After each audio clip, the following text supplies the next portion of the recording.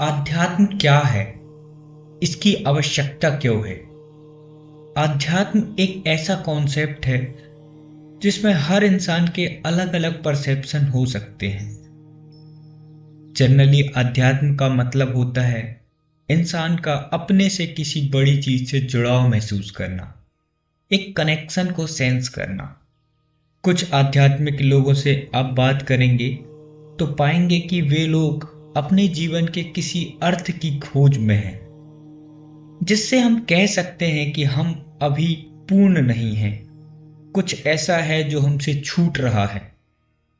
बाहरी सभी सुख सुविधाएं भोगने के बाद भी एक खालीपन लोगों को अध्यात्म की ओर ढकेलता है। अध्यात्म की राह में चलने वाले लोग या अध्यात्म को पा लेने वाले जो यह दावा करते हैं, या हम उनके व्यक्तित्व से परिकल्पना कर सकते हैं कि वे उस शून्यता को पा लिए जिसे हम जीवन का अर्थ कह सकते हैं। वे बताते हैं कि अध्यात्म केवल स्वयं को जान लेना है। स्वयं को जान लेने का मतलब है जिसमें बाहरी किसी भी वस्तु, इंसान, भावना या इच्छा का कोई भी इम्पैक्ट ना हो। जो भी इंसान का मूल्य ज्ञान है, उस ज्ञान को प्राप्त कर लेना, वही स्वयं को जान लेना है। कुछ लोग अपनी आध्यात्मिक जर्नी को मंदिरों मस्जिदों से जुड़ा पाते हैं, तो वहीं कुछ लोग आर्ट, संगीत, पेंटिंग, राइटिंग जैसे अलग अलग तरह से अपने आप को आध्यात्म से जुड़ा पाते हैं। ऐसा पाया गया है कि आध्यात्म की जर्नी में चलने वाले लोग कुछ सवाल के जवाबों की खोज में होते हैं। मैं कौन हूं? मैं अच्छा इंसान हूं या बुरा हूं? मेरा दूसरों से संबंध क्या है? क्या जितनी भी घटनाएं मेरे जीवन में हो रही हैं उसके पीछे कोई रीजन है? जीवन को जीने का सही ढंग क्या है? इस तरह के सवाल उस रहस्य को पाने की चाहत को और भी गहरा करती जाती है। आध्यात्म और धर्म को आप सेम नहीं कह सकते।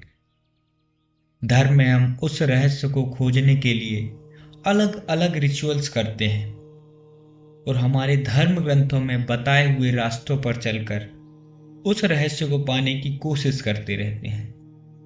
वहीं अध्यात्म में जीवन की हर संभावनाओं को जिया जा सकता है। मनुष्य की शून्यता आपको हर तरह के एक्सपीरियंस को फील करवा सकती है। डॉक्टर राधाकृष्णन गीता में कमेंट्री करते हुए लिखते हैं कि आध्यात्म शरीर का स्वामी है, उपभोक्ता है। यह ब्रह्मा की वह प्रवस्था है जो वैयक्तिक बनती है। यहां ब्रह्मा की चेतना वैयक्तिक चेतना बन गई।